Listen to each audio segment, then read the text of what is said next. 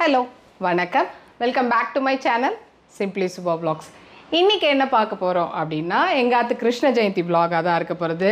எப்படி previous day பக்ஷனெல்லாம் ready பண்ணிட்டேன், எங்கள் ஆற்றுல எப்படி இருக்குமோ, லைக் ஒரு கிருஷ்ண ஜெயந்தி செலிப்ரேஷனாக எப்படி இருக்குமோ அதை அப்படியே எடுத்துகிட்டே போயிருக்கேன் வீடியோவில். கண்டிப்பாக இன்ட்ரெஸ்டிங்காக இருக்கும், உங்களுக்கு பார்க்குறதுக்கு ஒரு பாசிட்டிவிட்டியை கொடுக்கும். அதனால தான் இவ்வளோ பேர் தொடர்ந்து நம்ம சேனலை ஃபாலோ பண்ணிட்டு இருக்கீங்க. ரொம்ப ரொம்ப சந்தோஷமாக இருக்குது. லாஸ்ட் வரலட்சுமி நோம்பு வீடியோவில் கூட நான் சொல்லியிருந்தேன், ரிப்பீட்டடாக உங்களுக்கு தோணலையா அப்படின்னு. இல்லவே இல்லை, கண்டிப்பாக வேணும் எங்களுக்கு இந்த வீடியோஸ். அந்த மாதிரி பூஜா வ்ளாக்ஸ் ரொம்ப இன்ட்ரெஸ்டடாக கேட்கறனால திரும்ப திரும்ப எனக்கு பெரிய மோட்டிவேஷன். அதை தாண்டி ஒரு செலிப்ரேஷன் அதுவும் சேரும்போது இன்னுமே ஹாப்பியான ஒரு விஷயமா அமையிறது. வியூவர்ஸ்க்கு தான் அதுக்கு தேங்க் பண்ணோம். கிரேட்ஃபுல்லாக இருக்கேன், தேங்க்ஃபுல்லாக இருக்கேன்னு இப்படிலாம் சொல்லிகிட்டே போகலாம். பட் அது எல்லாமே ஒரு சின்ன வார்த்தையோடு முடிஞ்சிடும். ஸோ எதுவுமே சொல்லாமல் இருந்தாவே அது ரொம்ப அழகாக இருக்கும்னு நினைக்கிறேன். வாங்க குயிக்காக வீடியோக்குள்ளே போயிடலாம். சாயந்தரம் ஒரு 4 மணிக்கு மேலே மறுபடியும் வேலையை ஸ்டார்ட் பண்ணிட்டேன். இதுக்கப்புறம் அபிஷேகம், கோலம் போட வேண்டியது நிறைய வேலை இருந்தது. என்னமோ பக்ஷணம் கொஞ்சம் குறைவாக பண்ண மாதிரி இருந்தது இந்த தடவை. அதனால் பொட்டுக்கடலை அந்த மாலாடு வேற கொஞ்சமாக பண்ணுறேன் அப்படின்னு சொல்லி ஆரம்பித்தேன். இந்த ஸ்வீட் என் ஹஸ்பண்ட்க்கு ரொம்ப ரொம்ப பிடிக்கும். ஏன்னா அவர் சின்ன வயசில் இருக்கும்போது டான்சிலைட்டிஸ் இருந்துதான். அதுக்காக அவங்க அம்மா அடிக்கடி பண்ணி இதை சாப்பிட சொன்னாங்களாம். சர்ஜரி வரைக்கும் போனது, அப்படியே அதுவே தானாக சரியாக போச்சு. அவ்வளோ நல்லது அது. அதனால் பசங்களுக்கும் கொடுக்கணுன்னு ஆரம்பத்துலேருந்தே இந்த ஸ்வீட் ரொம்ப ஈஸி எனக்கு பண்ணுறது. அது ரொம்ப விரும்பி பசங்களும் சாப்பிடுவாங்க. 1 கப்பு பொட்டுக்கடலையை மிக்சியில் பொடி பண்ணிவிட்டு 1/2 கப் சர்க்கரையும் சேர்த்து பொடி பண்ணிவிட்டு ஏலக்காய் தூள், அதுக்கப்புறம் நெய்யில் வறுத்த முந்திரி பருப்பை கொட்டி அப்படியே உருண்டை பிடிக்க வேண்டியதுதான். ரொம்ப ரொம்ப ஈஸியாக பண்ணிடலாம், ஃபெயிலே ஆகாது.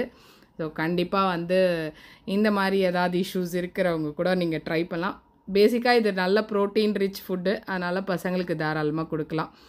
ப்ரீவியஸ் டேவே பார்த்திங்கன்னா முறுக்கு, வெள்ளை சீடை பண்ணியிருந்தேன். முறுக்கோட ரெசிபி ஆல்ரெடி ஷேர் பண்ணியிருந்தேன். ரொம்ப ரொம்ப சூப்பராக வந்தது இந்த வருஷம். அவ்வளோ ஈஸியாக எனக்கு பச்சரிசியில் சுற்றுறதுக்கு வந்தது இதுதான் ஃபஸ்ட் டைம் கூட சொல்லுவேன். நல்ல பிசுக்கு இருந்தது அந்த அரிசியில். ஈவன் நான் பச்சரிசி மாவரிசியாக இருந்தால் இன்னும் நல்லா வந்திருக்கும். பட் நான் சாப்பாட்டு அரிசி தான் போட்டுக்கிட்டேன், அதுவே சூப்பராக வந்தது. ஸோ இனிமேல் இதை நோட் பண்ணி வைங்கப்பா, இந்த மெஷர்மெண்ட்டு தான் மாற்றவே போகிறதில்ல அப்படிங்கிற மாதிரி நானே முடிவெடுத்து அதை நோட் பண்ணி வச்சுட்டுருக்கேன். ப்ரீவியஸ் டே அவசர அவசரமாக முறுக்க பண்ணி அதை வீடியோவாக எடிட் பண்ணி உங்கள்கிட்ட ஷேர் பண்ணேன். அதை பார்த்துட்டு நிறைய பேர் பண்ணிங்க. ஏன்னா அது அப்போ தான் யூஸ்ஃபுல்லாக இருக்குமே அப்படிங்கிறதுக்காக. சூப்பராக வந்ததுக்கா அப்படின்னு சொல்லி ஷேர் பண்ணியிருந்தீங்க. ரொம்ப ரொம்ப சந்தோஷமாக இருந்தது. இப்போ வெள்ளை சீடைக்கு மாவு நல்லா வறுத்தாச்சு. அதை இப்படி கோலம் மாதிரி போட்டால் நல்லா அப்படி கையிலேருந்து விழணும் மாவு. அதே அந்த ஈரரிசி மாவு தான், லைக் நனைச்சி உணர்த்தி அதுக்கப்புறம் மிக்சியில் அரைச்சி சலித்த மாவு. 1 டம்ளர் பச்சரிசி மாவுக்கு 1/2 டம்ளர் அளவுக்கு வெல்லம் எடுத்திருக்கேன். அதில் கொஞ்சமாக 1/4 டம்ளரோட கம்மியான அளவு தண்ணி ஆட் பண்ணி நல்லா கொதித்து கரைஞ்சி வந்தோடனே வடிகட்டி சேர்த்து பிசையலாம். அதுக்குள்ளே இந்த மாவில் ஏலக்காய் தூள், ஒரு 1/2 டீஸ்பூன் அளவுக்கு எள்ளு, கருப்பெல்லு தான் சேர்த்துருக்கேன். அதுக்கப்புறம் பல்லாக நெருக்கின தேங்காய், அதுவும் ஒரு டேபிள் ஸ்பூன் அளவுக்கு சேர்த்துக்கலாம். இதில் 1 டீஸ்பூன் அளவுக்கு உளுத்த மாவு பொடியும், அதுக்கப்புறம் 1 டீஸ்பூன் அளவுக்கு வெண்ணெய் சேர்த்து நல்லா இழுத்து பிசைஞ்சு உருட்டி நம்ம ஆயிலில் பொரிச்சு எடுத்துடலாம். ஸோ இந்த அளவுக்கு நம்ம பிசைஞ்சிட்டோன்னா உருட்டுறதுக்கு ஈஸியாக இருக்கும். ரொம்ப பர்ஃபெக்டாக உருட்டணும்னு இல்லை, அப்படியே லைட்டாக நம்ம உருட்டி போட்டால் போதும். உள்ளெல்லாம் அப்போ தான் நல்லா வெந்து வரும். உப்பு சீடை நான் ட்ரையே பண்ணலை இந்த தடவை. யாரோ கூட கமெண்ட் செக்ஷனில் சொல்லியிருந்தாங்க, லாஸ்ட் இயர் நீங்கள் பண்ண உப்பு சீடை தான் எனக்கு ஞாபகம் வந்ததுன்னு. பட் இந்த தடவை நான் அட்டம்ப்டே பண்ணலை, ஏன்னா அதை கிவ் அப் பண்ணிட்டேன் நான். வெள்ளை சீடையும் நம்ம ரொம்ப போட்டு கலரி விட்டோன்னா அலண்டு போயிடும். ஸோ கொஞ்சம் நேரம் அதிலே விட்டுட்டு அதுக்கப்புறம் எடுக்கும்போதும் பார்த்திங்கன்னா ரொம்ப ஃப்ரெஜைலாக இருக்க மாதிரி இருக்கும். பட் ஆனால் கொஞ்சம் நேரம் ஆக ஆக இறுகி வந்துடும். வீரெல்லாம் இருந்ததுனா தான் பர்ஃபெக்டாக வந்திருக்கு அப்படின்னு கூட ஒரு இது சொல்லுவாங்க. ஸோ எனக்கு அந்த மாதிரி இருந்தது. டேஸ்ட்டு சூப்பராக இருந்தது. அடுத்தது ட்ரெஸ்ஸு தைக்கணும், கிருஷ்ணருக்கும் ராதைக்கும். ஸோ அதை தான் இப்போ தைச்சின்ருக்கேன். இந்த தடவை போய் பட்டு அந்த பாவாடை துணி வாங்கின்னு தைப்பேன். என்கிட்ட ஒரு பீஸ் ஆஃப் கிளாத் இருந்தது, இதுலேயே ட்ரை பண்ணுவோம் இந்த தடவை அப்படிங்கிற மாதிரி யோசித்தேன். ஏன்னா இது ஒரு மாதிரி மெட்டீரியலாக, ஒரு மாதிரி டிஷ்யூ மெட்டீரியலில் நல்ல ஒரு அங்கங்கே சம்கி வச்ச மாதிரி இருந்தது. எப்போதும் மாதிரி ஒரே பட்டு அப்படிங்கிறது பண்ணாமல் இதை வித்தியாசமாக இந்த தடவை ட்ரை பண்ணலாம் அப்படிங்கிறதுக்காக அதை கட் பண்ணி தைச்சேன். உண்மையாகவே ரொம்ப பியூட்டிஃபுல்லாக இருந்தது. இவர் கூட சொல்லிகிட்டே இருந்தார், லைக் அது ஏதோ ஒரு லெஹங்கா நார்த் இந்தியன் வெட்டிங்கில் போட்டிருக்கா மாதிரி இருக்குது அப்படின்னு. அது மாதிரி தான் ட்ரை பண்ணேன். பட் ஆனால் நம்மளோட யூஷுவல் பாவாடை மாதிரி தான் அதை தைச்சிருக்கேன் அப்படின்னு. நிறைய அந்த ஆக்சசரிஸ் அதை விற்கிற ஒட்டுறது அதெல்லாம் வந்து இங்கே அந்த அளவு நமக்கு போய் டக்குன்னு வாங்குற மாதிரி இல்லாததுனால பெரிய அளவில் என்னோட க்ரியேட்டிவிட்டிக்கு ஏற்ற மாதிரி அமைய மாட்டேங்குது அப்படின்லாம் சொல்லி ஏதோ வந்து சமாளித்து பட் எனக்கு தெரிஞ்சது ஏதோ பண்ணியிருக்கேன் அப்படின்னு சொல்லி பண்ணேன். இந்த தடவையும் வந்து பாண்டரங்கன் புதுசாக வந்திருக்கான், ஒரு கிஃப்டாக வந்தது அது. ஸோ அதனால் நிறைய எப்போதுமே ஒரு 2 ட்ரெஸ்ஸு தைக்க வேண்டியது 2 செட்டு அப்படிங்கிற மாதிரி தான் அமையும். லாஸ்ட் இயர் ஒரு ஃப்ரெண்டு அவங்களோட கிருஷ்ணர் அண்ட் ராதையை கொடுத்துட்டு போயிருந்தாங்க இந்தியா போகிறோம் அப்படின்னு. அதனால் அதுக்கெல்லாம் தைக்கிறது அப்படின்றத ஷேர் பண்ணியிருந்தேன். ஸோ அதை தைச்சி முடித்ததுக்கப்புறமா வந்து டக்கு டக்குன்னு அமைஞ்சுது இந்த தடவை. ரொம்ப நேரம் அது எடுக்கலை எனக்கு. அப்புறம் வந்து ஆஸ் யூஷுவல் எழகோலம் போடுறது அப்படிங்கிறத ஆரம்பிச்சுட்டேன். இது எல்லாமே ஆல்மோஸ்ட் என்னோடய பூஜா விலாக் அப்படின்னு பார்த்தீங்கன்னா சிமிலராக இருக்க மாதிரி தான் இருக்கும். ஏன்னா அதுதான் என்னோடய ரொட்டீனாக இருக்கும், வேறு இல்லை அப்படிங்கிறது தான். சம்டைம்ஸ் வந்து இதை அழிச்சிட்டு திருப்பி நான் அடுத்த ஃபெஸ்டிவலுக்கு போடுறதுக்குள்ளே போரும்னு ஆறுது. அந்த ஃப்ளோர் வந்து ரொம்ப ஸ்டிக்கியாக இருக்குது இந்த தடவை. எப்போதும் கொஞ்சம் சொரசொரப்பாக இருக்கும், ஈஸியாக என்னால் க்ளீனப் பண்ண முடியும். ஸோ ஒரு தடவையும் அதை போட்டுட்டு அதுக்கப்புறம் நான் அதை க்ளீன் பண்ணுறது, அந்த மாவெல்லாம் எடுத்து ஒரு மாதிரி வெள்ளையாக ஆகிடுது அந்த ஃப்ளோரே. ஸோ இருந்தாலும் எப்படியோ சமாளித்து அதை நான் க்ளீன் பண்ணி மறுபடியும் கோலத்தை போட்டாச்சு. அடுத்தது வந்து கிட்டா வந்து வர அந்த பாதம் போடணும் இல்லையா. இன்ஃபேக்ட் சொல்லணுன்னா இந்த வருஷம் வந்து ஆஃப்டர் யோகா எனக்கு வந்து ஒரு 1 இயராக நான் வந்து போயின்ட்டுருக்கேன். லாஸ்ட் ஜூன் ஜாயின் பண்ணேன். இந்த ஆல்மோஸ்ட் இந்த ஆகஸ்ட் வந்தாச்சு.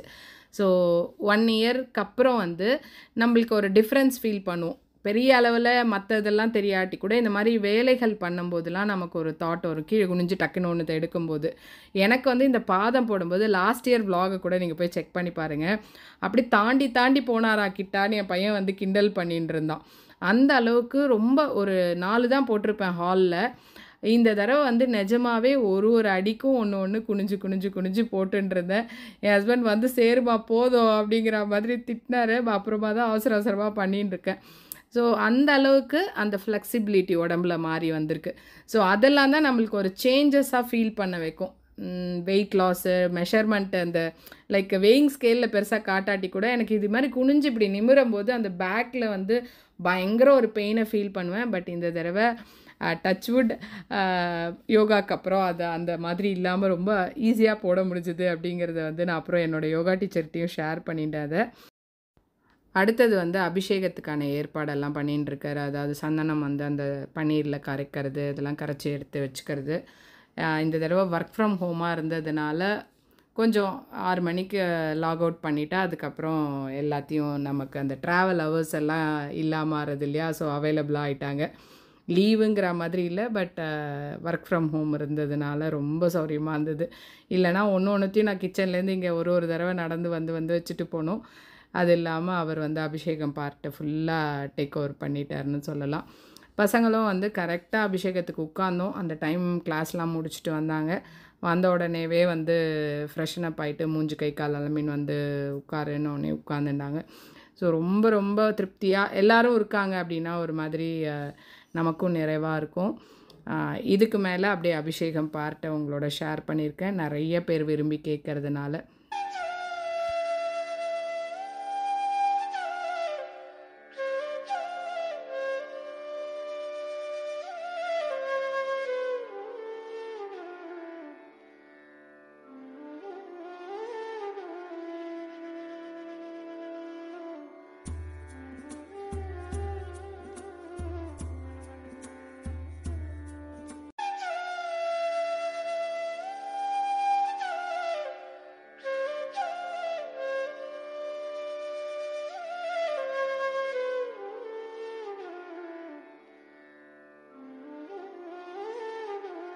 यो देवेभ्यो जातः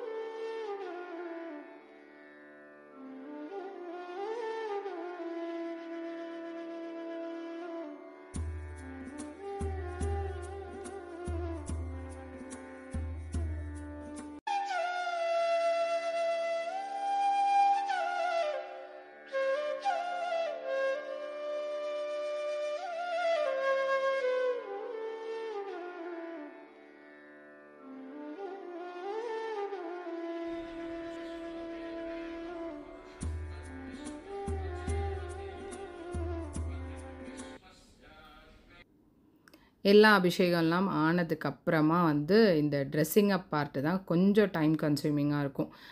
ஏன்னா சம்டைம்ஸ் டக்கு டக்குன்னு அமைஞ்சு எல்லாமே பர்ஃபெக்டாக ஃபிட் ஆகி நம்ம கட்டி விட்டோன்னா அதே மாதிரி நம்ம நினைக்கிற மாதிரி நின்றுடும். சில சமயம் நமக்கு மனசுக்கு ஒரு திருப்தி இல்லை அப்படின்னா ஏனோ தானோன்னு பண்ணினோம் அப்படிங்கிற மாதிரி பண்ணி விட வேண்டாம் அப்படின்னு தோணிகிட்டே இருக்கும்.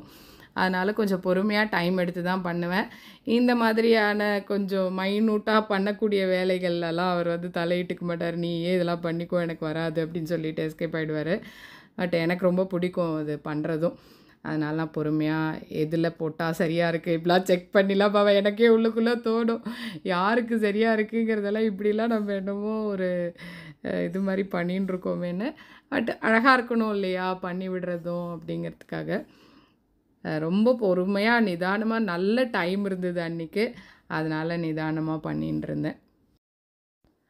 அந்த பிங்க் ட்ரெஸ் வந்து நிஜமாகவே அந்த ஈவினிங் லைட்டில் அப்படி க்ளோ ஆச்சு. ஈவன் கேமராவில் கூட அந்த அளவு கேப்சர் ஆகலை.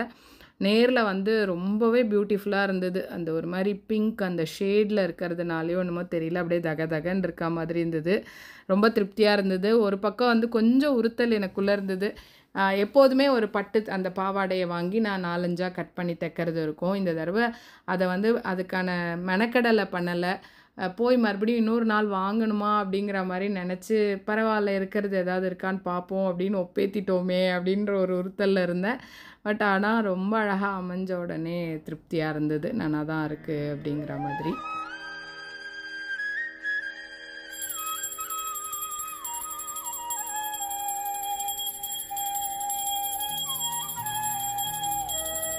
அபிஷேகம் அலங்காரம் எல்லாம் ஆன கையோடு எடுத்து அந்த சுவாமி இடத்துல வச்சதுக்கப்புறமா பூஜை, அதுக்கான நைவேத்தியம் இதெல்லாம் இருக்கும் இல்லையா, அது எல்லாமே பண்ணி கம்ப்ளீட் பண்ணியாச்சு. இந்த ப்ரொசீஜர் வந்து ஒரு வ்ளாகாக ஷேர் பண்ணுறது அப்படின்னு நிறைய பேர் ரெக்வஸ்ட் பண்ணியிருந்தாங்க. மெயில் வந்தது எனக்கு, இன்ஸ்டாவில் ரீச் அவுட் பண்ணியிருந்தாங்க. ஏன்னா எங்களுக்கு அதுக்கான ஒரு ப்ராப்பர் ப்ரொசீஜர் தெரியல அப்படின்னு. பட் கொஞ்சம் ஷேர் பண்ணுறதுக்கு தயக்கமாக இருக்குது. சரியாக தப்பாக கைட் பண்ணுற அளவுக்கு அதுக்கான ஆளாக வந்து நான் என் ஹஸ்பண்ட் கிட்ட தான் கேட்டேன். பட் அவர் வந்து கொஞ்சம் யோசித்து இல்லை எனக்கே கொஞ்சம் தயக்கமாக இருக்குது அது மாதிரி பண்ணணும் வீடியோன்னு வரும்போது. பட் கைடு எப்படியாவது யாராவது ஒரு அதுக்கான ஏற்ற ஆளை பார்த்து நம்ம பண்ண சொல்லலாம் அப்படின்னு சொல்லின்னு இருந்தார். பார்க்குறேன், நான் முயற்சி பண்ணுறேன்.